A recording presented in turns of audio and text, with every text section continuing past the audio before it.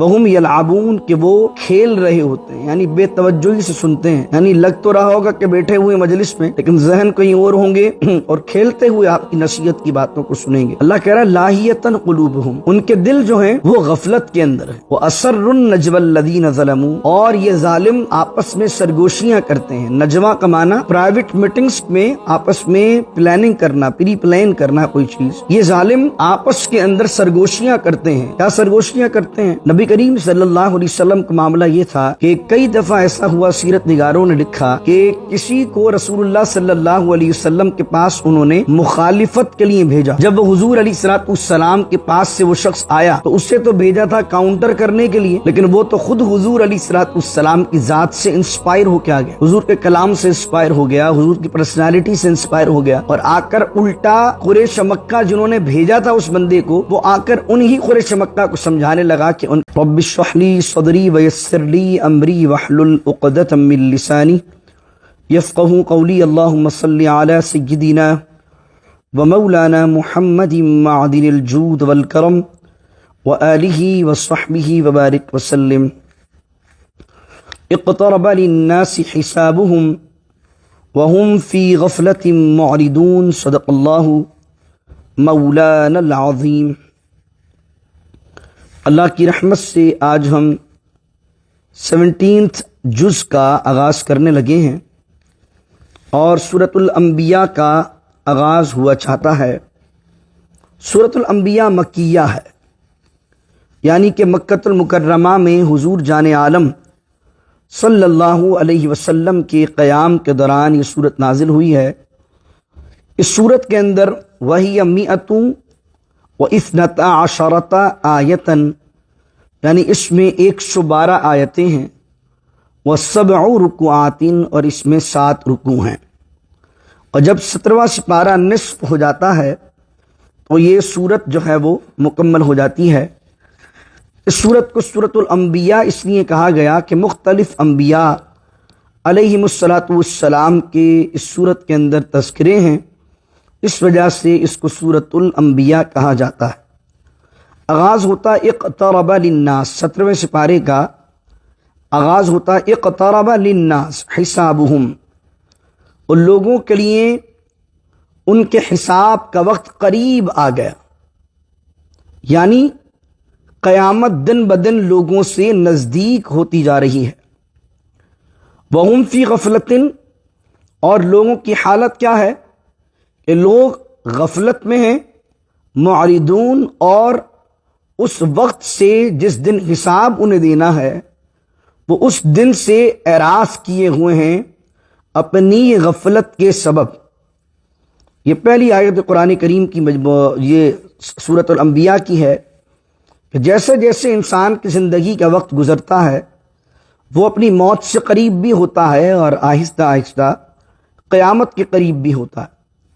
پھر مشرکین کا ذکر کرتے ہوئے فرمایا ما یأتیہم من ذکر من ربہم محدث، اور نہیں آتی ان کے پاس ان کے رب کے ذکر سے محدث، کوئی بھی نئی بات، کوئی بھی نصیحت۔ جب بھی کوئی نئی صورت نازل ہوتی ہے، کوئی نیا کلام اے حبیب ہم آپ پر بھیجتے ہیں تو الا استمعوہ وہم یلعبون، تو وہ اس حال میں اس کلام کو، اس نئی صورت کو، ان نئی آیتوں کو، ان نئے احکامات کو سنتے ہیں، وہم یلعبون کہ وہ کھیل رہے ہوتے ہیں، یعنی بے توجہی سے سنتے ہیں، یعنی لگ تو رہا ہوگا کہ بیٹھے ہوئے مجلس میں لیکن ذہن کہیں اور ہوں گے اور کھیلتے ہوئے آپ کی نصیحت کی باتوں کو سنیں گے۔ اللہ کہہ رہا ہے لاہیتن قلوبہم، ان کے دل جو ہیں وہ غفلت کے اندر ہیں۔ وَأَسَرُّ النَّجْوَى الَّذِينَ ظَلَمُوا، اور یہ ظالم آپس میں سرگوشیاں کرتے ہیں۔ نجوا کا معنی پرائیویٹ میٹنگز میں آپس میں پلاننگ کرنا، پری پلان کرنا کوئی چیز۔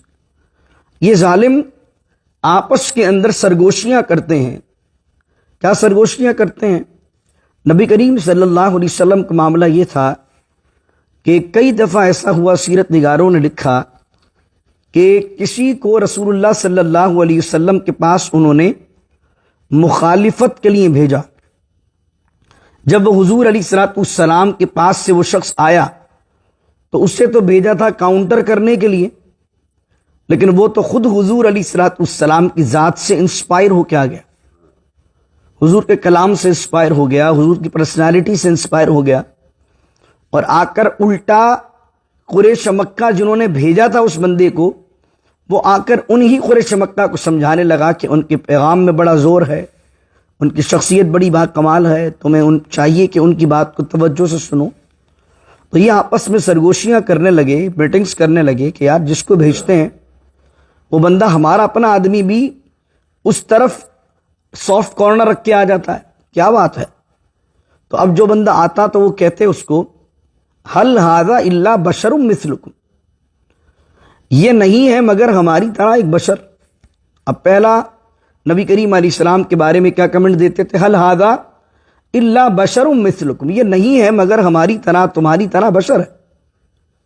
افتأتون السحر، تو تم کیوں جاتے ہو جادو کے پاس، وانتم تبصرون، حالانکہ تم دیکھ رہے ہو، یعنی تم یہ دیکھتے ہو کہ ان کی بھی دو آنکھیں ہیں، تمہاری بھی دو آنکھیں ہیں، ان کی بھی دو کان ہیں، تمہارے بھی دو کان ہیں، لیکن اگر تم ان کے پاس جا رہے ہو اور وہ باتیں تمہیں دل کو لگ رہی ہیں تو یہ تو کھلا کھلا جادو ہے۔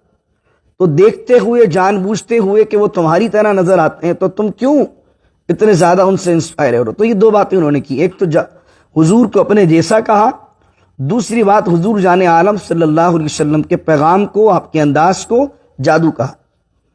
تو فرمایا قال، اور کہا رسول اللہ صلی اللہ علیہ وسلم نے فرمایا ربی، میرا رب، یعلم القول فی السماء والارض، وہ جانتا ہے ہر بات کو، ہر قول کو جانتا ہے، فی السماء جو زمین میں ہے، والارض جو آسمان میں، یعنی زمین و آسمان میں کہیں بھی کوئی بھی بات کہی جا رہی ہو اللہ سنتا ہے اس کو، وہو السمیع العلیم، اور وہی سننے والا ہے اور جاننے والا ہے۔ پھر فرمایا بل قالوا اضغاث احلام، اور کہا جا رہا ہے کہ صرف یہی نہیں کہتے کہ یہ تمہاری طرح ہماری طرح بشر ہیں، یا صرف یہی نہیں کہتے کہ یہ صرف جادو کر رہے ہیں، بلکہ رسول کریم علیہ السلام کے بارے میں ان کے اسٹیٹمنٹس بعض اوقات بدلتے رہتے تھے۔ کہا بل قالوا اضغاث احلام، بلکہ وہ کہتے ہیں اضغاث احلام۔ اضغاث احلام محاورہ ہے پریشان خواب کا، یعنی ایک آدمی ہے، اس کو کبھی کسی قسم کا خواب آتا ہے، پھر کسی دن کسی قسم کی ڈریم دیکھتا ہے۔ رسول کریم علیہ الصلوۃ والسلام پر انہوں نے یہ الزام لگایا کہ حضور علیہ الصلوۃ والسلام کو خواب آتے ہیں اور پریشان خواب ہیں، کبھی ان خوابوں میں آپ کو جنت نظر آ جاتی ہے، کبھی آپ کو جہنم نظر آ جاتی ہے، کبھی کوئی عقیدہ نظر آ جاتا ہے، تو آپ اپنے ان تمام پریشان خوابوں کو جو آپ کے اضغاث و احلام ہوتے ہیں، آپ ان کو جوڑ کر لوگوں کو بیان کر دیتے ہیں اور کہتے ہیں یہ قرآن ہے، معاذ اللہ۔ تو کہیں یہ صرف خواب ہیں ان کے، اور کوئی کہتا بل افتراہ، کوئی کہتا نہیں خواب نہیں ہے، بلکہ انہوں نے انٹینشنلی جان بوجھتے ہوئے، افطرا ہوتا ہے انٹینشنلی جان بوجھ کر کوئی چیز گھڑنا اپنی طرف سے، سیلف میڈ، تو انہوں نے یہ قرآن خود سے گھڑ لیا ہے، افطرا کیا ہے اللہ پر، جھوٹ باندھا ہے اللہ پر، معاذ اللہ۔ کوئی کہتا نہیں بلکہ یہ بل ہوا شاعر، بلکہ شاعر ہیں۔